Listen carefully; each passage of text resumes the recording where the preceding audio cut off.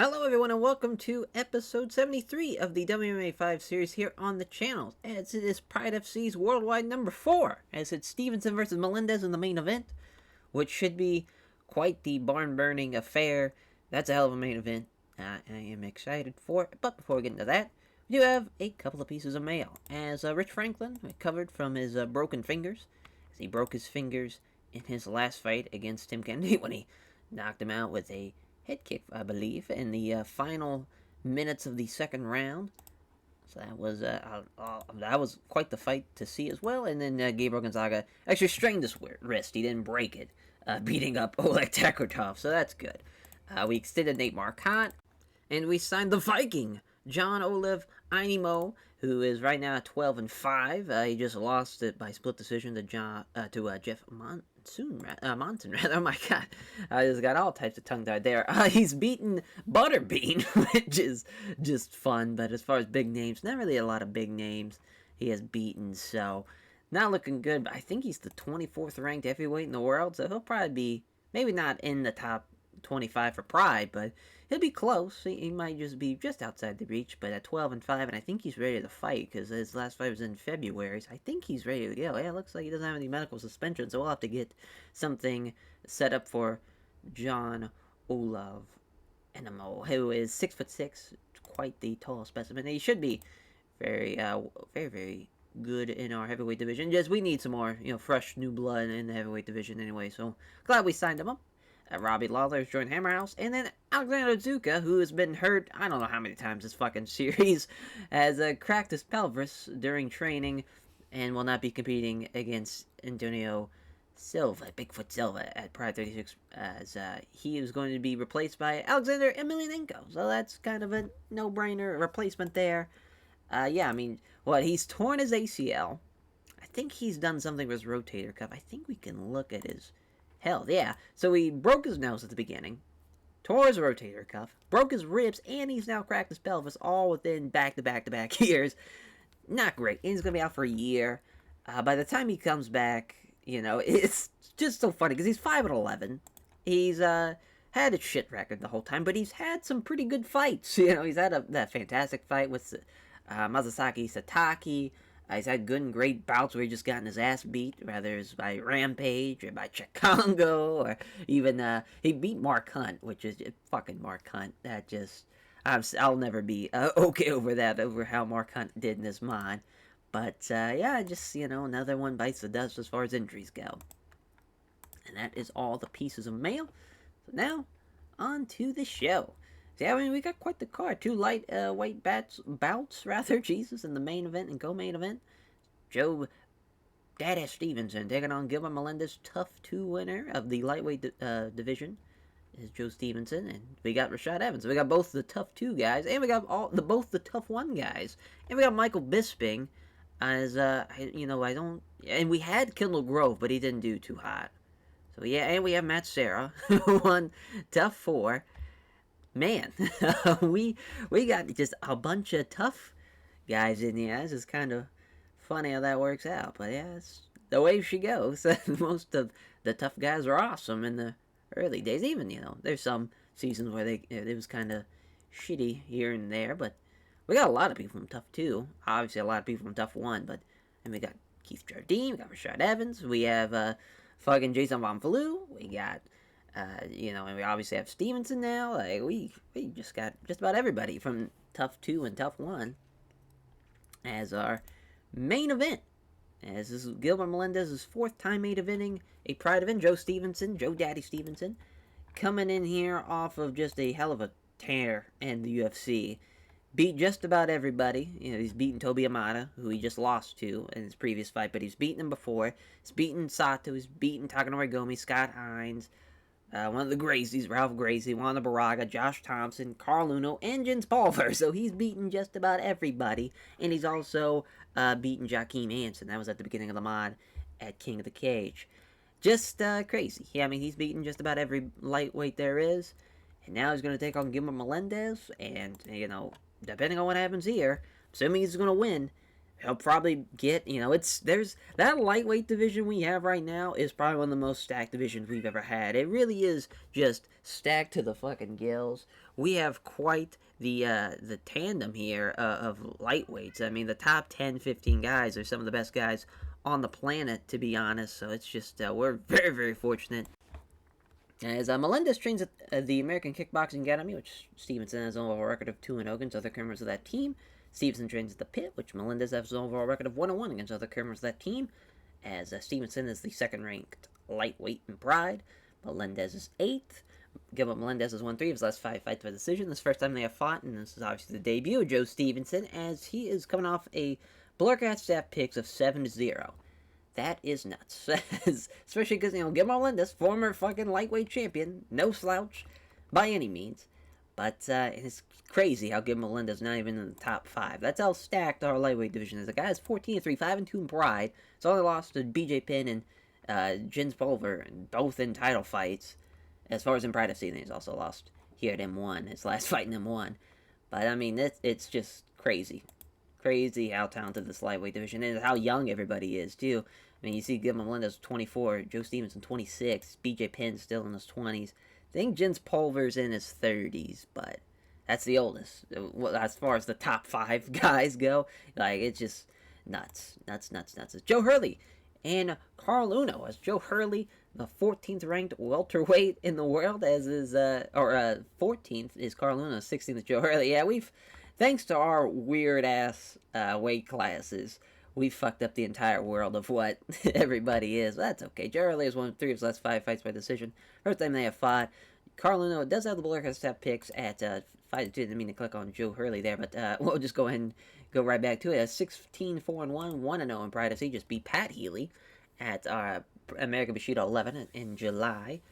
As, he's beaten some names. Ryan Healy, Pat Healy, Spencer Fisher. Well, I guess that's not really a name. Spencer Fisher's 0-2. He had a draw with Tetsuya Kawajiri, and he's beaten Wanda Baraga, so at least he's got that. He's also beaten and lost, so maybe we'll have the 4th fight between those 2 men. He's also lost to Dean Thomas. He's beaten Hughes Edwards, so that was before the mod happened. But yeah, I mean, this is going to be quite the little lightweight fight. It's Carl Uno. He has had a kind of rough start in Pride FC. He beat Scott Hines, and then he's lost to Gomi and Josh Thompson, who are 2 very, very good lightweights in their own right. He's beaten Josh Thompson before, though, at UFC 75, which was his last UFC fight. He's lost to Dean Thomas. He's lost to Joe Stevenson. He's beaten Jens Pulver. I mean, it's just kind of crazy how our lightweight division, just everybody's pretty much faced each other already. And it just kind of shows you how stacked the UFC's lightweight division was before we started our own lightweight division. And now we've pretty much stolen their talent one by one. That's always fun. But Carl Uno's probably going to win this one. It's going to be a close one to call, though. I think it's probably going to go the distance. I had to guess. Jeremy Gumby Horn taking on Lee Lightning Murray, as both fighters are world-ranked light heavyweights. Jeremy Horn 18th, Lee Murray 24th. Murray trains at the Pit, which Jeremy Horn has an overall record of 2-1 against other members of that team. Looks like Lee Murray has the advantage. 6-1 on the Blurcat stat picks. Marc L, the lone backer of Jeremy Horn. Jeremy Horn does have experience, but really Lee Murray has been on a tear. He just beat Benji Radish. He lost to Nate Marcotte, which is no small feat. I mean, that's a man who just had a middleweight title fight. He's beaten Damian Maia, and he's beaten Dean Lister. As far as other big names goes, he's always beaten Scott Smith.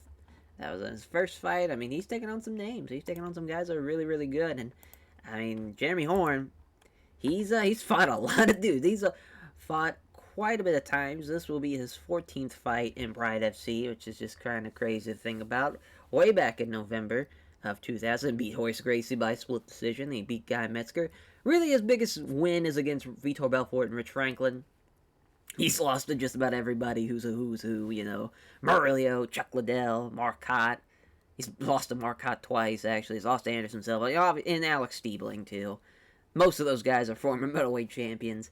Just kind of is what it is. He's lost to Ronaldo Sobral. That was in May, though, in rings.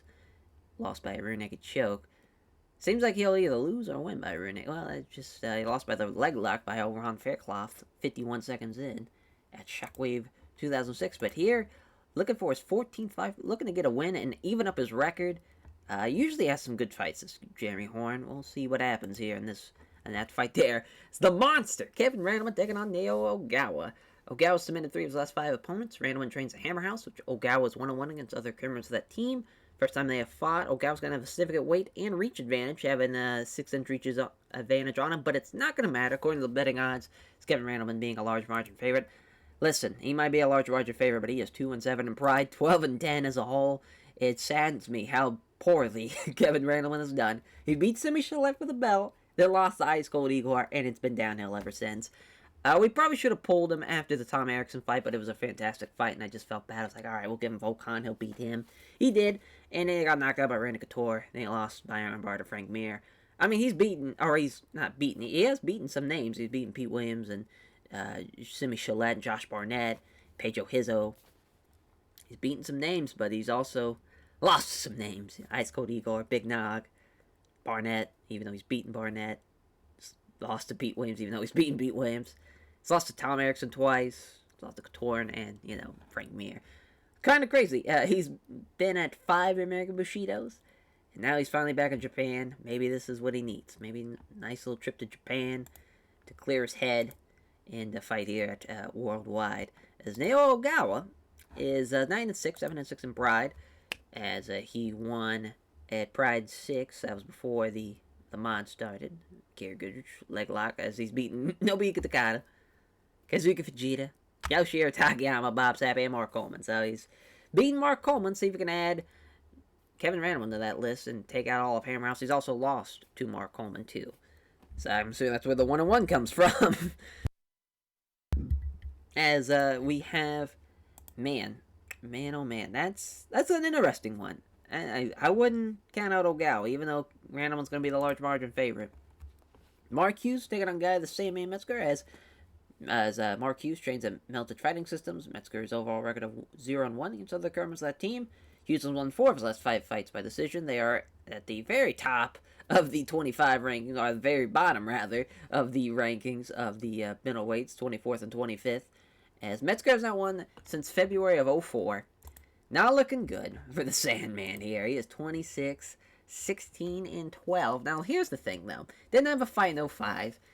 Lost in 2006 in American Bushido 12. He's been at 3 American Bushidos. And his wins come against Rona, Daniel Gracie, and Renzo Gracie, which Renzo's a little bit more pumping your chest moment. But really, a bunch of... But again, he's lost to Anderson Silva, Rich Franklin, Vitor Belfort, the Tim Kennedy loss. I mean, Tim Kennedy looks like he's going to be a problem. Lost to Kazushi Sakuraba. It's also, man, that's crazy. Fought Simi Shalek. Probably not go well for him there at Pancrase, as he got knocked out by a palm strike.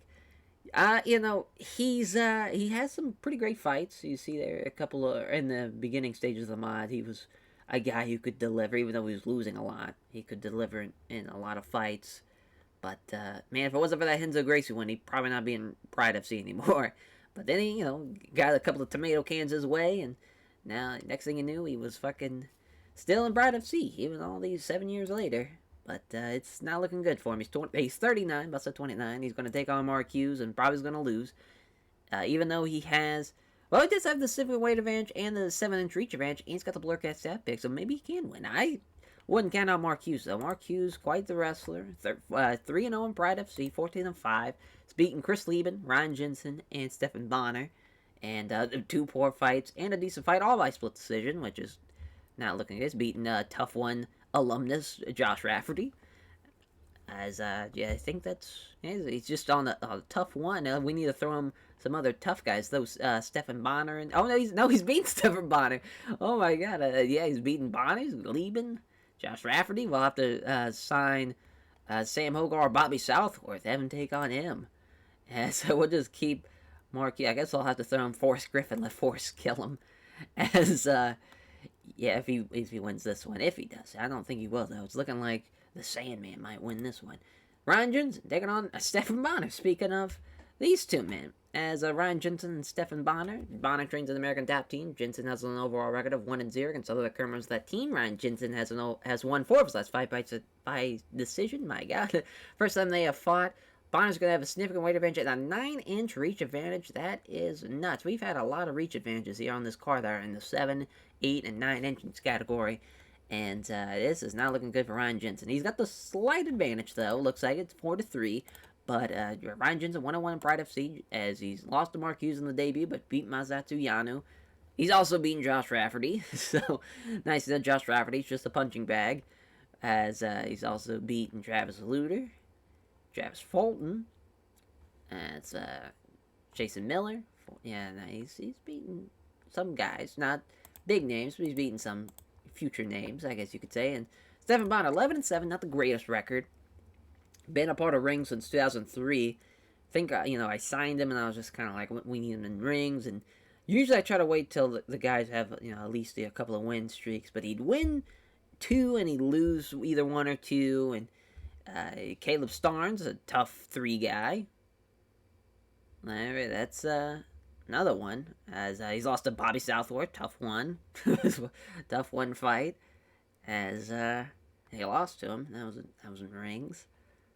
Fabio Maldonado lost to him. Beat Joe Slick twice. Lost to James the Sandman Irvin. And then he's lost to Alan Ghost as well. But I think as far as biggest names he's beaten, it's not looking good. I guess it'd be Ebenezer Fontes Baraka. That is not somebody you want to be proud about beating, but here we are. Because I don't think it's Akira Shoji either way. It's not great. Not great at all. Maybe he can get a win here and change that and kind of get him on the right track as far as winning goes. It's Chael Sonnen taking on the Brazilian Tiger, Ricardo Rona. This is Chael Sonnen's Pride FC debut. Another guy who's kind of been a part of rings forever and just kind of waiting for his record to get better. 11-7 as he just beat Evan Tanner and Joel de Oliveira. He's beaten Melvin Manhoef, Nate Coy, Young Choi. That's about it. They had him, the Anderson Silva fight. They had him do that in UFC 32. As he's lost to Jaro Musashi, Shoni Carter, Benji Radish, Masanori Suda rather, and it's not looking good for Chael Sonnen either. But he's finally here after a lot of fights in rings. Spent 2003 to 2006 in rings, and now he's finally in Pride FC taking on the Brazilian Tiger Ricardo Rona. As Ricardo Rona, there at the beginning, it looked like he was going to be a problem. He started off at 5-1, and then lost to Yuki Kondo, but then also just beat Shogun and then Ryan Gracie, which was not really good. But then he lost 3 straight to Metzger, Yano, and Glover Teixeira. Beat Minoru Suzuki in a very poor fight. I mean, he's had 3 very poors, 2 poors, and an abysmal. Not a great showing for him at all. He's only had 1 good fight in his 7 years now in the fight world. Not looking good for the Brazilian Tiger, Ricardo Rona. He's 8-6. 7-5 in Pride FC. He might get the win here, but it's probably going to be ugly. And Anthony Rumble Johnson making his Pride FC debut, taking on Keita Nakamura in the welterweight division, which is crazy to think about. Rumble Johnson being in the welterweight division. That's where it was his preferred weight class. That's what they thought. He walks around at 200. He's cut to 170. That's quite a bit of weight to cut. I kind of wish he's in the middleweight division, but that's neither here nor there. He lost to, I want to say it was Melvin Manhoef. No, it was Nate Coy. He lost to Nate Coy. They knocked out Darren Gracie in 49 seconds with a head kick, I believe. And Keita Nakamura is got a tall task here. He's 1-4 in Pride FC. He's 3-4. He's lost 4 straight.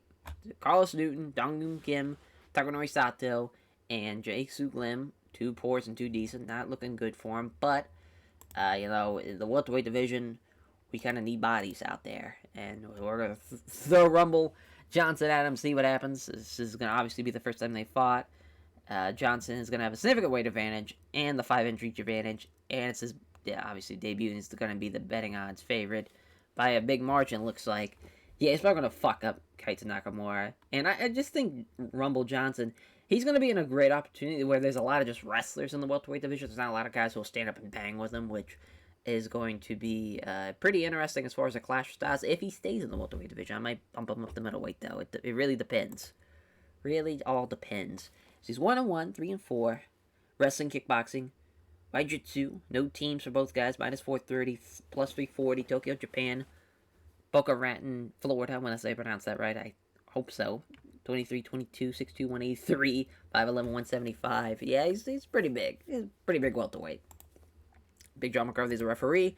And I'm sure he's even going to weigh in even at bigger. Yeah, he's probably went back up to 200 fighting, without the weight, bringing all that water rate back into his body. He's probably walking maybe 190, might be. I wouldn't be surprised if he was 200 actually. So Nakamura's about to fight in front of our own crowd though. He's unsurprisingly gets a loud ovation from the crowd. Fight begins. There's a quick punch, doesn't hit though. Nakamura seizes that chance to grab him into a clinch, looking for the trip takedown. Doesn't take him down though. Johnson instead wrestling his way into a grappling position using dirty boxing, and gets a few crisp punches in on Nakamura as they grapple. Trying to wriggle free is Nakamura, but Johnson controls him well and gets a few close range punches in too. As Johnson tries to wrestle Nakamura backwards up against the ropes, he does so. And there's a hard foot stomp. There's a knee to the side of the stomach. There's a knee to the thigh area. Another knee strike to the thigh. There's some right hands. Oof. Some more dirty boxing. There's a fucking knee strike to the rib cage there. Some nice right hands to the side of the head. There's a short left uppercut now. Referee breaks him up, brings him back to the center. Rumble's already getting gassed up here. There's a punch, but Nakamura avoids it. Seizing that chance, grabs him into a clinch, looking for the trip takedown. He's got it.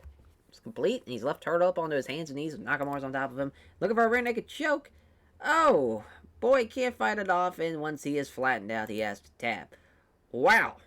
Well, that's tough. It's a tough debut for Rumble Johnson there. Scott Nakamura gets his job saved, probably, as he is now 4-4, and a huge upset win in front of his own crowd, getting the trip takedown and getting the rear naked choke. Wow. Wow. That's tough. Rumble Johnson falling short in his debut. Maybe we do have to bring him up to middleweight. Maybe that'd be better for everybody involved. Who knows, though? Who knows? Maybe that just might have been a one-fight fluke type of deal. As Kaito Nakamura name checks all of his sponsors and thanks all of his fans for trying to support him. He says it was a tough fight and gives a show of respect to Anthony Rumble Johnson. Now our last prelim. We got Chael Sonnen against the Brazilian Tiger Ricardo Rona, 11-7, 8-6, wrestling Brazilian Jiu-Jitsu. This could go the distance. I can see this going 3 rounds.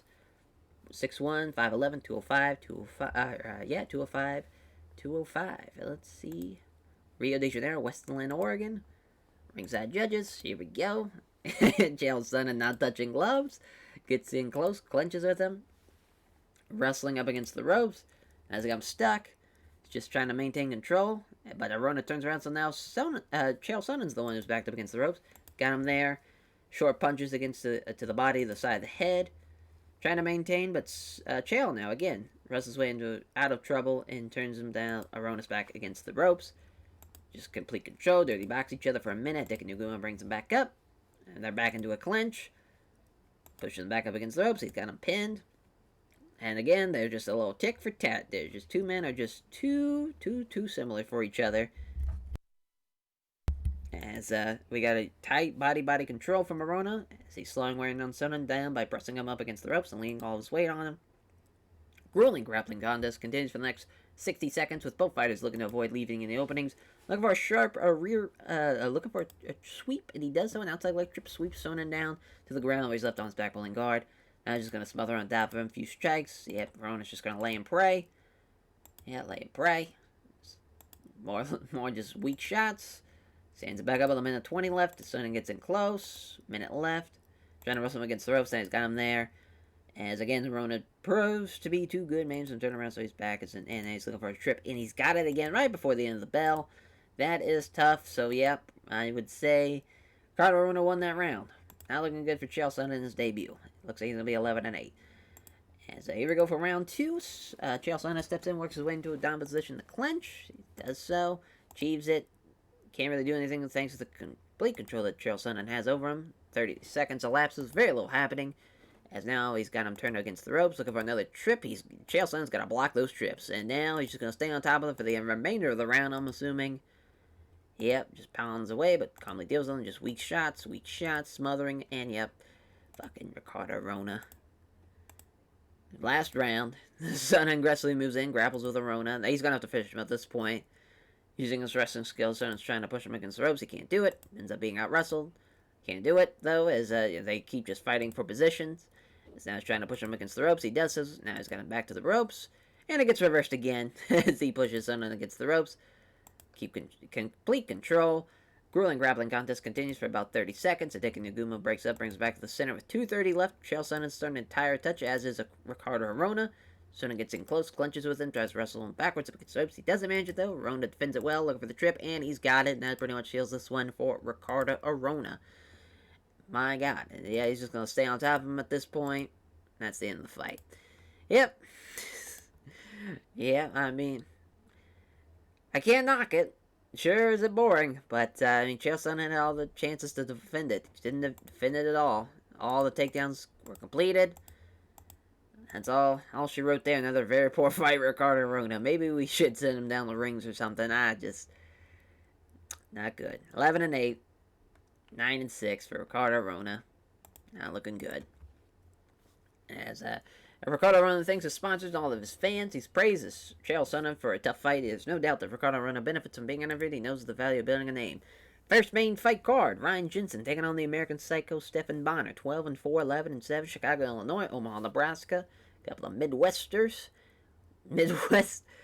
kids as 29 years old, 5'10", 205, 6'3", 205. There's that reach advantage there with the height advantage. It's just, that's going to be tough to deal with. Brazilian Jiu-Jitsu, mixed martial arts, Renzo Gracie Jiu-Jitsu, American Top Team, plus 190, minus 250.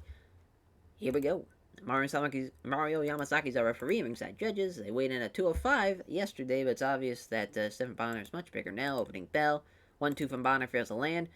There's a takedown attempt from Jensen showing great speed and power, and he's got the takedown. Stephan Bonner's on his back. Look at the pass guard. He passes it, but he can't secure side control. Bonnar starts the scramble. The scramble results in Stephan Bonnar underneath Jensen in north-south. He's trying to move to side control, but again, Bonnar sensing the shift in the weight and scrambles again. Now Bonner's turned up with Jensen on his back. Oh, wow. As Bonnar scrambles to try and get better position yet again. Jensen takes his back, though, as a lightning quick there. Great move. And now he's got a body triangle. Looking for the rear naked choke, and he's got it. My God, Ryan Jensen just too quick for him there. Wow. As that was quite dominant for Ryan Jensen. 13-4, 11-8 for Stephan Bonnar. That's not great. Not great at all. Giving thanks, Ryan Jensen praised his team at Renzo Gracie Jiu-Jitsu. He's very responsive to all the fans who came out to support him. Watching the replays of the finish, Ryan Jensen says he thought it was a very good choke, and thanks to trainers for working on him with that. My God, as next fight, Marc Hughes taking on Guy the Sandman Metzger as 26-16-2, 14-5, Hillsboro, Illinois, Houston, Texas, 39 years old, 33 years old, 5'8", 200, 6'1", 205, wrestling, kickboxing. You know, we got the stand-up artist versus the grappler.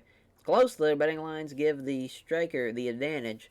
Usually I like to hedge my bets to the grappler. It's much easier, I think, to take somebody down than it is to knock them out when you're a stand-up artist. But we'll see.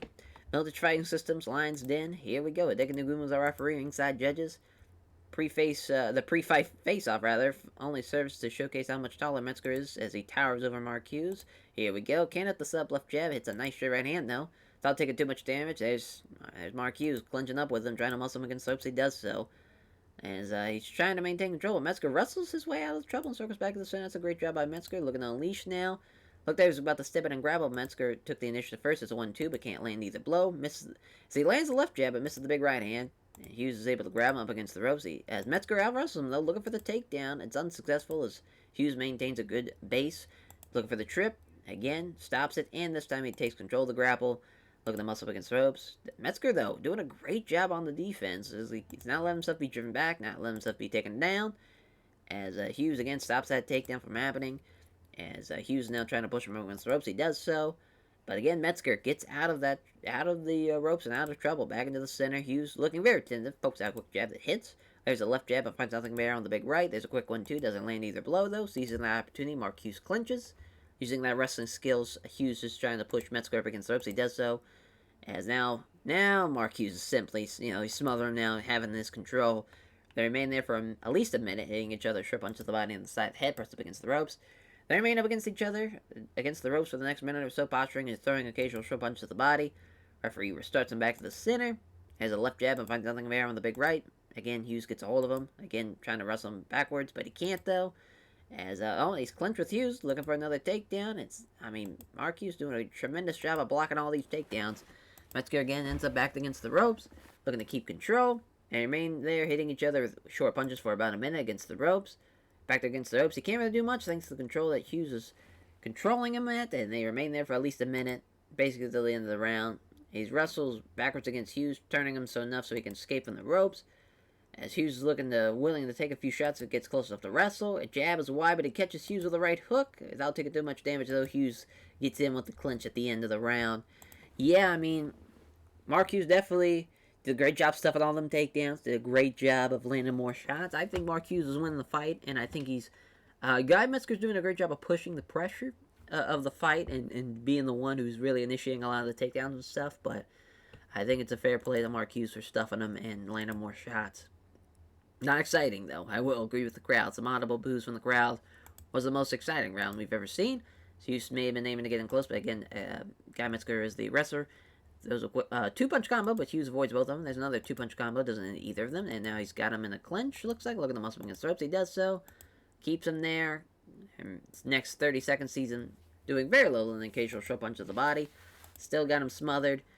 Now some short punch to the body and the side of the head. As now he wrestles back against Hughes and turning him enough so he can escape away from the ropes. Now Marc Hughes starting to breathe a little heavier, as is Metzger. There's a nice jab and a right cross. Can't hit the sub left jab that catches Hughes with the right hook. Minute left, looking in for the strike. Can't connect with the strikes, but it's the beauty of a straight right there on Hughes. As Metzger now wincing after landing that last punch that may have damaged his own hand. If the hand is broken, so his jab just got a whole lot tougher. As Metzger now starting to have to push himself now. As Connor responded by urging him on a little louder. It's a 1-2, but Hughes was equal to it. About to see a shot from Hughes, but again, Metzger was more aggressive, took the initiative. Uses the left jab, following a leg kick. It's too slow, and Hughes catches it, looking for the takedown tip at the end, and he does get that right at the end of the round. That is a huge takedown. As, I mean, Metzger landed that one powerful shot, but I don't think it's going to be enough. You know, he landed more shots again. He got the takedown at the end of the round. It's looking good for Marc Hughes. It's going to come down in this last round for Guy Metzger. As there's Hughes. Great job. Starting off with the takedown, he's got it. Pretty much seals his deal right there. Metzger's got to finish him at this point. Controlled against the ground, and able to shift him. Looking to pass guard, he's got it. Passes to half guard. Fires off some handful of punches. It's easy being blocked with gloves. Tries to move from half guard to full guard, but Hughes again doesn't allow it. Unloads some right hands, but Metzger doesn't, is able to deal with most of them. Blocks attempt to move the guard. Halfway point in the third round. Some more small strikes, just taking a moment to catch his breath and think. Tries to move from half guard to full guard again. Hughes doesn't allow it. I mean, he's just going to pretty much be at this position the whole time. He sweeps from the bottom. He tries to at least, but doesn't budge Hughes.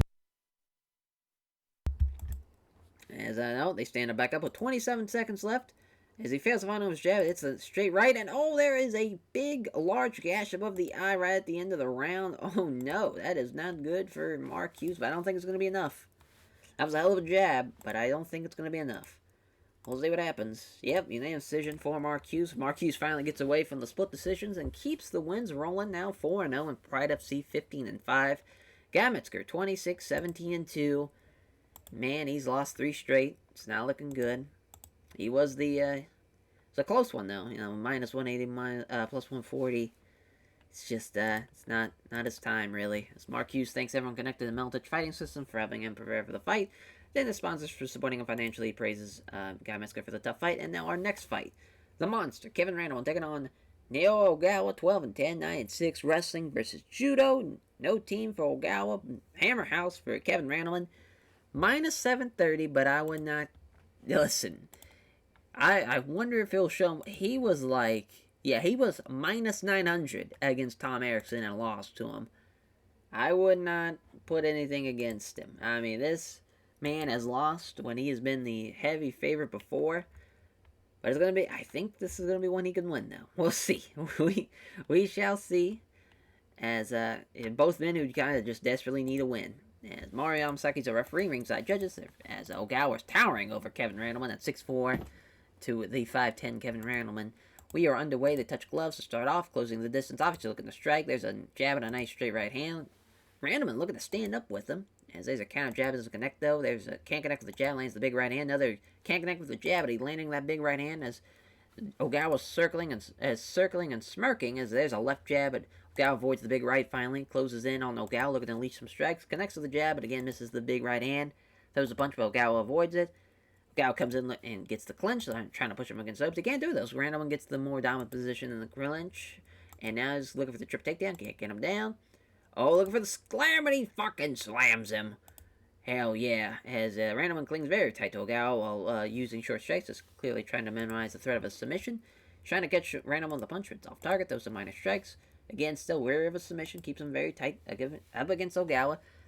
As Randleman gets pushed back thanks to the butterfly guard, Ogawa quickly scrambles, but he gets caught in side control. He is too slow for Kevin Randleman. Fires away with punches, but Ogawa fairly deals with him, tries to pull guard on Randleman, doesn't get in with the attempt. And there's a couple of nasty looking punches now that get through from Ogawa, who's clearly hurt. He's not taking undue damage now. Blocks the attempt to pull guard. Fires off some right hands. Ogawa's in trouble by the strikes. Blocks the attempt to pull guard. Pounds away with right hands again, but doesn't do much damage. He tries to transition the guard, but he can't manage it. Throws a few right hands to the body. Trying to pull guard on Randleman, doesn't get in with the attempt there. Some right hands. Ogawa's in trouble by the strikes. Tries to move the guard, but Randleman doesn't allow it. The referee stands back up with 2:34 left. Randleman's starting to slow down now. Steps in looking to unleash, though. Fails to find him his jab. Scores with the right cross. Can't connect the sep strikes. Lands the big right hand. There's a left jab that can't hit, but he hits the right cross. And my God, he's just constantly moving forward as Kevin Randleman, constantly trying to pressure Ogawa into exchanging strikes. Throws a counter jab and misses. There's a crunching right hook after he can't hit the setup left jab. There's a quick punch, doesn't land though. As now Ogawa's taking that chance to clinch up with him. Look at the muscle up against the ropes. He does so. He's got him up against the ropes. Looking for a judo throw. He's got a great hip throw. He's left down and side control now. Looking to get mount. Oh my God, he's in mount. There's several big shots. And now he's not getting hit with so many. Oh, he's in serious trouble. He's going to get saved by the bell. He is. Oh, Kevin Randleman. That could have been bad news. Wow. Both guys had each other in serious damage. I think Ogawa was kind of more in danger of ending the fight if it wasn't for the round ending. But man, what a first round that was. That was pretty exciting. Now we're on to round two. Ogawa had looked like he was angling to grapple, but couldn't take the initiative. There's a beauty of a straight right. There's a nice jab and a big right hand. As a few deep breaths portray that Kevin Randleman's starting to get into the deeper reaches of his gas tank. As Ogawa's now getting a first hint, they start to tire touch. There's a left jab and a crunching right hook. Can't connect with the jab, another crunching right hook. Randleman moves in closer, ready to attack. There's a left jab, and Ogawa evades the big punch. As Ogawa comes forward, willing to take a few shots as long as it gets close enough to wrestle. Connects to the nice jab. There's the big right hand. Kevin Randleman's pretty much gassed at this point. He's hitting a lot of great shots, but I don't think he's going to be able to knock him out. There's a right cross lands hard. There's a crunching right hook. I mean, he's fucking up Neo Ogawa at this point, and nothing seems to even rock him at this point. There's another jab that can't connect, but he scores the right cross that lands hard. Quick punch doesn't hit it. There's a nice jab and a right cross that lands hard again. Ogawa is just rope-a-doping him. Taking a lot of big-time shots from him, but he's able to keep pushing forward and get him in a clinch or something. He can't connect with the jab. There's another big right hand, and he's just fighting off exhaustion. There's a punch that fails to land. A minute left. Ogawa looked like he was angling to do a takedown attempt, but he couldn't take the initiative. A punch from Randleman fails to land. There's a beauty of a straight right after the jab is wide. As there's another jab, and there's a right cross that lands hard. So yeah, that was all Kevin Randleman. All Kevin Randleman, but he landed 13 powerful shots, and Ogawa just ate one after another after another. He kept on chucking. On to our third round, I think Ogawa can still win this. He can finish the fight. If he gets him up against the ropes, another judo throw can mount him. This is going to be over for Kevin Randleman. It's not going to look... That's going to be a tough loss. As there's a beautiful uppercut, though, to start off the third round, and he knocks him out with it.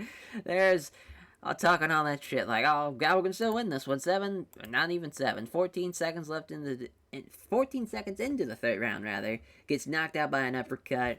And the monster, Kevin Randleman, gets the win. 13-10, 10-6 for Ogawa.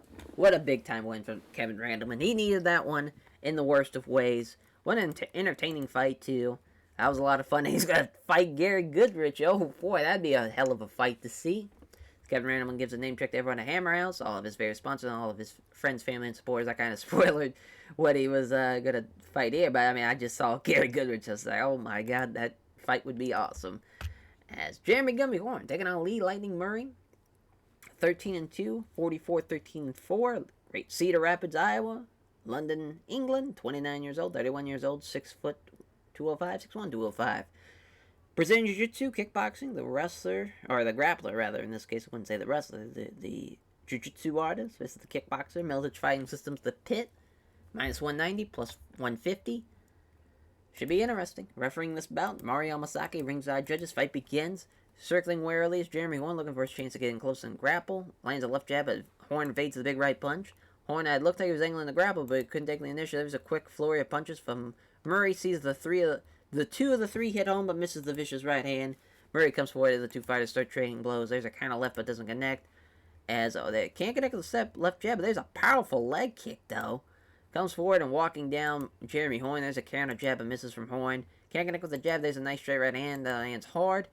Horn may have been aiming to get in close, but again, Murray is taking that initiative. There's a jab, a left jab, and a right cross that lands hard. Confidently gets into the pocket. There's a left jab and a straight right. Back into the, moving confidently closer is Murray, looking to throw some strikes. Tentative jab from Horn lands. There's a two quick punches from Murray. Doesn't hit either one of them. Again, he's coming forward as the two fighters straight blows. Counter jab from Horn misses. Jab hits home, and then it's the beauty of a straight right. Moves in closer, ready to attack. Horn may have been aiming to get in close, but Murray takes the initiative first. They can't hit the step left jab. There's Horn with a crunching right hook, though. Still isn't rocking him. Attacks with some strikes. There's a counter left hand from Horn. There's a left jab, but Horn evades the big right. Murray again moves into the pocket. Throws a quick 4-punch combination. Doesn't land any of the blows. That is tough. Stalks forward again, pressuring him. Back into the pocket. Combo lands with a kick to the legs. Fails to land for Murray. Connects with a jab and finds something there on the big right. They stand and trade blows. Neither fighter can really land anything damaging. Halfway point. Two fighters engage with strikes, but neither can land anything worthwhile. The two fighters come together and strike, but it's really tentative. Initiates exchange of strikes. Horn tries to hit a jab, but misses. Jab lands from Murray. Finds something there on the big right. Murray moving forward constantly, trying to pressure Horn against the ropes. This Horn throws a counter left, but doesn't connect though. Murray throws a 2-punch combo, but Horn avoids both of them. Two fighters engage with strikes, but neither can land anything significant. Exchange of strikes happens right in the center of the ring, but neither fighter can land anything good. Now Murray's starting to give the first hit. He's starting to tire. Coming forward, two fighters exchange strikes. There's a jab, but misses from Horn. A 1-2 from Murray fails to land. They stand and trade blows, but neither fighter can land anything damaging. Moving forward constantly, Murray again pressuring Horn. Left hand in the exchange from Jeremy Horn. And Murray moves in behind 3 quick punches, all of them landing, then catches Horn with a low kick to the front leg. Murray moving forward, constantly trying to pressure Horn into exchanging strikes, bobs out of the way of a jab, moves into the pocket. As Murray feints, causing Horn to move one side and leaves himself wide open. Quick flurry of punches from Murray sees 2 of the 4 hit home, then catches Horn with a right hook. Minute left in the first round, Murray again moving forward constantly. As a quick flurry of punches from Murray sees 1 of 4 hit home, and then the following kick to the body is poor and allows Horn to catch it, looking for the takedown. Murray just instead gets driven up against the ropes, and he's going to be smothered at the end of the round. They exchange short punch to the body. Yeah, I mean, that was all Lee Murray. He landed more shots. Not looking good for Jeremy Horn. As Lee Murray's pressuring him, Jeremy Horn just kind of taking it. Quick exchange of strikes does nothing to not produce any damage. Horn's limping noticeably. Jab hits home. There's a right side of the ribs. Does Jeremy Horn get hit by? I'm assuming it doesn't say what. I'm assuming it's a right hand of sorts. Oh yeah, right to the side of the ribs. I'm an idiot. Murray closes the distance, obviously looking to strike. Horn may have been aiming to get in close, but Murray aggressively took the initiative. Fails to find him with jab, and then scores the leg kick again. There's a crunching right hook after failing to hit the step left jab. As Horn may have been broken his nose now. That is not good. Blood is pouring down the face of Jeremy Horn. That's going to affect his breathing. Looking confident. Shortening the range, looking to strike. As Horn may have been aiming to get in close, but again, Murray is taking the advantage and taking the aggression and pushing the fight towards him. He can't hit the step left jab. He hits a nice straight right hand, though, and Jeremy Horn exchange strikes doesn't go anywhere. They move in and engage. It's off target with a jab. It hits the right hand. As Murray scores a flurry of 3 punches and then lands a left kick to the body. They engage in the center. Horn misses the left jab. It hits the right cross. There's a left jab. It doesn't find the mark on the right hook. Halfway point in the second round, they come forward and engage. Horn misses the right hook and leaves himself wide open for a counter with a jab and a right cross. A few deep breaths portray that Murray's starting to get into the deeper reaches of gas tank. There's a left jab and then a right hand. There's a left hand, and Horn steps back to avoid the high right head kick. That probably was a fight ender there. As attacking with intent, Murray scores with a 2 out of a flurry 4 punches, but misses the right body kick. 60 seconds left in the second round. Limping quite noticeably now. Horn is definitely feeling the damage of the leg kicks. Connects with the jab. Horn evades a big punch. As Murray again fails to find home his jab, it catches Horn with a crunching right hook. They meet in the center, start to strike, slipping past the right hook attempt as Murray encounters a nice right hook of his own to end out the second round. Again, all Lee Murray so far. As I guess we can look at the fight metrics here. As yeah, I mean, Jeremy Horn's probably landed 3 shots this entire fight. Final round, Horn's definitely, again, the definite limp from the damage he's taken. As Horn isn't getting rushed in, worry about potentially getting hit. If he gets close enough, he can't connect with the jab. It's Horn with a straight right. 2 good mats meet in the center. Murray's off balance after missing the big right hand, and Horn attacks the left hook. Looking very tired, Murray isn't able to resist being pulled into the clinch by Horn, trying to push him against the ropes. He does so, looking for the trip. He's got it.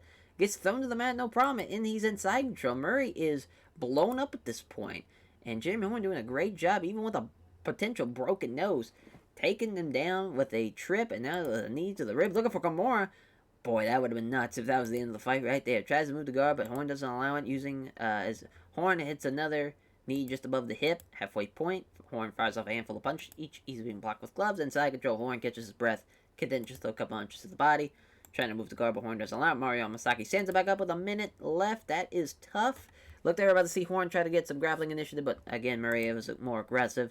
Missing all the strikes on the combo, then with a low kick to the attempted leg. 60 seconds left as Murray connects the jab, but Horn evades the big punch. Looked there about to see Horn again get some grappling start, but Murray was aggressive, took the initiative. The jab is wide, then hits the nice straight right hand. Confidently moving closer as Murray throws a punch, but Horn avoids it. They come together and engage. Horn misses the right cross, leaves himself open for a counter with a quick left hook. As Murray just looking shattered, can't stop Horn from pulling him into a clinch, then end out the round, in and out the fight. Yeah, I mean, that was a great round for Jeremy Horn, but I don't think it's going to be enough. I believe that will be a unanimous decision win for Lee Murray. Yes, it is. As, I mean, yeah, it was a decent fight. It's, Lee Murray's just been on a path. Jeremy Horn has kind of been all over the place. You know, now he's finally not going to be 500. He's going to be back to 6-8 now. He's lost 2 straight now. Not looking good for Jeremy Horn, but that's the way she goes in the fight world. As Lee Murray gives a name check to everyone at the pit, all of his various sponsors, all of his friends, family, and supporters. The interviewer asks who he'd be interested in fighting next. He replies that Ron Fairclough better be ready because he's coming for him. Oh boy, that's a pretty big middleweight fight. So our co-main event: Joe Hurley taking on Carlo Uno. 16-4-1, 18-7-2, Walnut Creek, California, Kanagawa, Japan, judo, shoot fighting. No team, minus 130, plus 100. This is a close one. 5-7, 5-8, both at 161. And Dekinu Guma is a referee, ringside judges. About to fight in from our own crowd. Carl Uno, unsurprisingly, gets a loud ovation from the crowd as he makes his entrance. Round 1 begins. It's a quick punch, doesn't hit though. Seizing that chance, grabs Uno into a clinch, looking to take him down low. He does. Big takedown, gets side control out of it. Hurley throws on a few strikes without venom. Is he just going to lay on top of him? Oh, looking for Kimura. Oh, Uno fights it off. Trying to move the guard, but Hurley doesn't allow it. Throws a few right hands to the body. Trying to pull guard, but Hurley doesn't allow it. Some small strikes to the bodies. Trying to catch his breath. Trying to pull guard, doesn't get it. Referee stands it back up. Hurley attacks with some strikes. There's a left hand from Uno. There's a 1-2, but doesn't land either blow from Joe Hurley. They come together and strike, but neither fighter can land anything. Both fighters step in. There's a kick to the body, but can't get it from Joe Hurley. Uno can't get past the good guard of Hurley. 2 punches were simply absorbed. Halfway point in the first round, Hurley comes forward, looking to force a strike exchange, steps into the pocket, showing little fear of Carl Uno. There's a quick one too, but doesn't land either blow. Uno now initiates the exchange of strikes as a jab, tries for the jab, does Joe Hurley, but misses. 1-2, but Hurley was equal to it. Not an exciting co-main event so far. Uno misses the left hand in the exchange. Hurley lands 2 jabs, but Uno avoids the low kick. That's the setup. 2 fighters come forward to engage. As Uno lets a body kick sail wide and counters the jab, and the right hand on nail. He fails to escape. He's stalking forward, pressuring Hurley now. There's a counter jab, it doesn't connect though. There's a 1-2, but doesn't land either blow. There's a very quick takedown attempt from Joe Hurley, and Uno cannot stop these takedowns as he pulls guard. Just gonna smother him now. Look at the pass, isn't able to pass. As now Uno throws some punches, but Hurley has to lean back to avoid them. Not giving his opponent any room to work with. Hurley keeping close body-to-body contact. Throwing short strikes to the body and head. Throws out some punches, but Hurley leans back to avoid them. He's just going to get smothered in this first round, trying to pass. Again, isn't going to be able to pass. Has to lean back to avoid the wild swings. Keeps him down there to end out the first round. Not exciting at all. Joe Hurley dominating that round. They come together and strike. Hurley missing the right cross. Leaves himself open for the counter. Comes in for the right hook. And there is blood trickling down. Cut above the eye of Joe Hurley after that shot. Exchange of strikes happens right in the center of the ring. Nothing comes of it. They come together and strike. It's a stalemate as both fighters throw strikes but fail to land anything good. As he can't get past the guard of Hurley yet again. Does Carl Uno. The shots get absorbed. Missing a left jab. Also finds the right cross blocked. Exchange of strikes happens right in the center of the ring. Nothing comes of it. They exchange a few strikes. Nothing significant lands. They engage some more. There's a left jab but misses the low kick. It's off target with a jab and he lands the hook. They come together and strike. Slipping past the hook, the right hook attempt and attacks the quick left jab, and the big right hand just misses. The 2 fighters engage. Uno scores the jab, but doesn't find the mark of the right hook. As Joe Hurley lands a 1-2. As Dick and Ugumo's going to pause the fight to check on the cut. Isn't going to be an issue, looks like. So they restart back in the center. They engage. As Hurley counters the right hand with a jab and a right hook that's ducked. Joe Hurley's starting to get tired. They come together and strike. Burst strikes by neither fighter that can land a blow. Una throws a punch, throws a two-punch combo, but Hurley maintains his good guard and is safe. It doesn't connect with the right hand as Hurley. They come together and exchange. Brief exchange patches. Neither fighter landing anything. There's a left jab that misses. There's a right cross that's blocked. Una throws two punches, but Hurley has good guard and absorbs all of them again with ease. Both fighters moving to engage. Slipping past the right hook attempt and counters with a left jab and a right hook and a right hand rather that just misses. The two fighters come together and engage. It's another stalemate where both fighters throw and fail anything there as there's a two-punch combination, but Hurley again maintaining his good guard and is safe. As Uno using his good movement to dodge a couple of quick punches and a quick low kick, and that's the end of the second round. Man, this has been one boring-ass affair. They are just too similar. As the final round, two fighters come forward and engage. Hurley misses the big right hand, pulling up off balance, allowing Uno to attack with a jab and a right hook. They come together and strike. Uno can't get past the good guard of Hurley. The two punches are simply absorbed. Doesn't connect with the left jab, also finds his right cross blocked. Uno's still moving well. He's definitely breathing a little deeper now that both fighters come together. Neither fighter manages to find the target in the exchange of strikes. Doesn't find the mark on the right hook. There's a pair of jabs. Also has a right hand missed. They engage in the center two-punch combo, but Hurley again maintaining a good guard. Safe. Doesn't connect with the jab. Also doesn't connect with the right hand. Come together and strike. As Hurley deals with the two punches without any issue, his guard remains solid.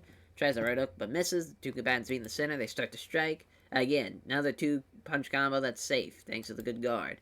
As Hurley misses the jab, also doesn't find the mark on the right hook. Oh my god. Is moving forward constantly. Uno is pressuring Hurley. There's a counter jab, it misses. 1-2. Hurley was equal to it, coming forward constantly, moving back into the pocket. Into Hurley. Fails to land anything of the strikes in a combo landed with a slithering low kick. Two fighters come together and strike, but again, it's really tentative. Nothing comes of it. Hurley's looking drained, looking for the takedown. He's got it. Uno's on his back. Just gonna lay on top of him. He's looking to pass. Passes Garbo. Uno's ready for it. Immediately starts to scramble. Scramble fails to secure either fighter down position. They end up both standing to end out the fight. What a boring-ass affair. That sucked. Joe Hurley's gonna win that one. Oh, no. Gonna be split. Split for Joe Hurley. Yeah, that was not great. Not great at all, but Hurley won it. 18-8-2, 17-4-1 for Joe Hurley. Now it's 2-0. That was embarrassing. As Joe Hurley thanks the sponsors, also thanks all of his fans. He's then asked who he'd like to face next. He answers that Cristiano Marciello would be someone he'd like to compete against. Is now our main event. Joe Daddy Stevenson taking on Gilbert El Nino Melendez.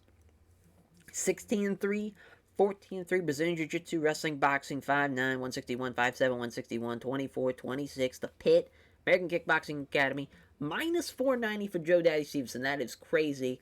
Those betting lines are nuts. Minus 390, or plus 390 rather, for Gilbert El Nino Melendez. I mean, this is... I didn't think it was going to be that far apart, but here we are. Big John McCarthy's our referee. Ringside judges. Round one begins. Seeing his opportunity about to shoot, seeing his opponent about to shoot in, Melendez times it well, moves in to start to clinch, looking to push him against the ropes. While he does so, there's a hard stomp on the foot, looking for a leg, looking to secure the takedown. It's a single leg. Stevenson gets dragged to the ground. It gets caught in guard. For a moment, Melendez condenses a couple punches to the body. Stevenson looking for an arm, can't secure it, bounds away with rights, but doesn't do much damage. Tech does see Melendez get pushed away, though. Right out of the guard, and he's now standing. That is quite impressive. Melendez back in guard, trying to get around it, but eventually has to settle for being in guard. Trying to get past the guard. He allows the pass, but it's just a ploy to allow him to try and scramble. Scramble results in seeing Stevenson get that Melendez has his left leg in and quickly tries to seize that. Ends up having to pull guard, unable to secure the leg he wanted, as Stevenson may come to regret risking that leg lock attempt, as now he's trying to pass guard and get better position. He passes it, but again, he can't secure the position as Stevenson starts to scramble. Scramble results in both fighters being back up, facing each other, moves in close for the clinch. He gets caught with a knee strike to the body as they grapple, does Stevenson, trying to push him against the ropes. He does so, he's got him controlled, looking for another sweep. He's got another great takedown. I mean, you cannot count Gilbert Melendez. You can't count him out. I don't care what the betting lines are. This man is a fucking warrior. As Melendez fires off a handful of punches each, easily being blocked with gloves, deflects a couple punches from the bottom that Stevenson throws. For a moment, Melendez continues to throw a couple punches to the body. Some more right hands. It takes a moment playing in, trying to get past the guard. He can't get free. Looking for an arm. Melendez again defends it well. Joe Stevenson doing a great job on the bottom. At least trying to do something. He's trying to work past the guard again. He does so. He allows the pass to Stevenson, but it's just a ploy to allow him to scramble. Scramble results in Melendez underneath Stevenson, north-south. There's a knee strike to the side of the head. Now he's trying to scramble under Stevenson, but he's held firm, does Stevenson. There's some elbows to the ribcage. Doesn't do much damage, though. As he's trying to scramble again, but again, he's held firmly. Trying to move from side control, but Melendez seizes that the shift in weight and scrambles. Scramble results and both men back to their feet again. This has been quite the first round. He almost stops the takedown, this Melendez. He's left hopping on one leg. He's unable to complete it, so he pushes him against the ropes. A minute left. Can he get the takedown? He's looking to get it. He's got it. That's a huge takedown, and he's got side control, too. There's a few strikes. Tries to move the guard, but doesn't allow it. What a great first round. Back and forth action. That's a close one. Because even though Joe Stevenson was on the bottom, he was trying to, get the finish of the fight with some submissions. The ground passes have been happening. That's just because Stevenson's allowing them to start the scramble. It's a tough game. But, Melendez, I think he would have won that round. I think he was in control for most of it. But it's still close. It's going to come down to every round is going to matter. Round 2 begins. There's a takedown attempt right out of the gate from Stevenson. He's got it. Melendez pulls guard, looking to get past it. It's a scramble. Here we go. Back up we go. Melendez left turtle up with Stevenson behind him. Now there's several clean shots now on Melendez. Some more. Oh, and he's unable to land many clean shots now. Now he fires away with punches, but doesn't take an undue damage. He's too slow to stop Melendez from scrambling. Both men are back on their feet facing each other. Stevenson again looking for the takedown again. Melendez partially defending it, hopping on one leg. Pushes him up against the ropes. Going down low, grabbing both legs. It's complete. Melendez is back on his back.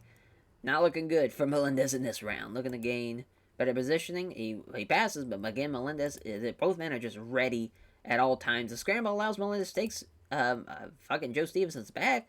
Doesn't get the body triangle, though. Blocks him. Trying to get the body triangle in, but I don't think it's going to work. Trying to turn over and sweep Melendez. He can't do it. Looking for the rear naked choke no matter what. Now he can't stop it. As he does stop that, rather. Does Stevenson. Blocks the attempt to roll him off with 29 seconds. Looking for the rear naked choke and he get it in time. It doesn't matter. He blocks it anyways. Wow, that's another great, exciting second round. But, I think Stevenson won that one. I think he did. I think he was in control for most of it. Plus, he had the takedowns. It's down to this last round. Sure, Stevenson had the 10-minute round. I don't know. It's going to be tough. There's another takedown attempt. He's got it. That's big takedown from Stevenson. Melendez is on his back. Fires off some punches, but they aren't throwing any great force. Leans back to avoid a couple of wild swings, trying to pass guard. Passes guard, but Melendez was ready for it. Scramble ensues. Scramble sees Stevenson up first, only to be grabbed and wrestled against those. Now he's looking for the trip takedown. He's got it, and he's left on his back under side control of Stevenson. Tries to pound on Stevenson, but all the blows are completely dealt with. Tries to transition to guard, but he can't manage it. Throws a few strikes, clear, just throwing things out so he can catch his breath.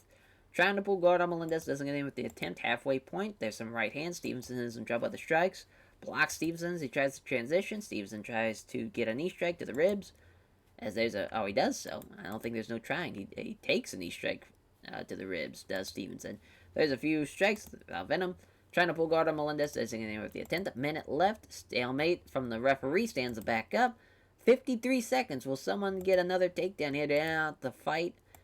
It looks like they're about to swing for the fences. A jab lands from Melendez. Stevenson invades the big right punch. Combo that ends with a kick to the legs. Fails to land from Melendez to end out the fight. What a performance from both men. But I think Gilbert Melendez edged it out. What a fight. Whoa, all three gave it to Stevenson. Wow. That's nuts. Looking at look at these stats. It's, man. I don't, sure, Stevenson, he attempted more takedowns. But he also, he was 4 for 6. He had one more. I don't know. The first round, I felt like Gilbert won. Second round was all Stevenson. Third round, though, was pretty close. They both had their takedowns, but I just felt like Melendez landed more shots. But Stevenson also had a ground pass that round, so it's tough. That's a tough one to call. I felt like Gilbert Melendez got robbed, to be honest. I thought it should have at least been a split. That's tough, though. That's a hell of a fight, though. That was a really, really good fight. 17-3 will be Joe Stevenson. 14-4 will be Gilbert Melendez. And Now, I mean, that lightweight division is crazy. You have Joe Stevenson, you got Josh Thompson, you got BJ Penn, you got a lot of guys who are wanting to take out the lightweight champion. It's just going to come down to really who's going to get the first shot. As Joe Stevenson thanks everyone connected to the pit and for helping him prepare for the fight, and he's also his sponsor supporting him financially. Joe Stevenson says he's very happy to cap his Pride debut with a win. Yeah, I mean, that was a great show.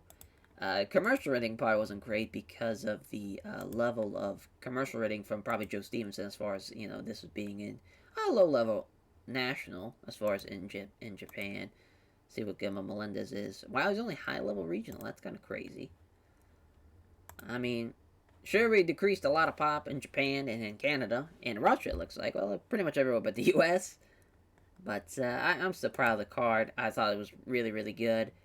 I think fight of the night for sure. Joe Stevenson, Gilma Melendez, KO, Kevin Randleman, because I think it was the only knockout of the whole card. Yeah, it was. With the uppercut, and then Ryan Jensen, Stefan Bonner, just domination of Ryan Jensen.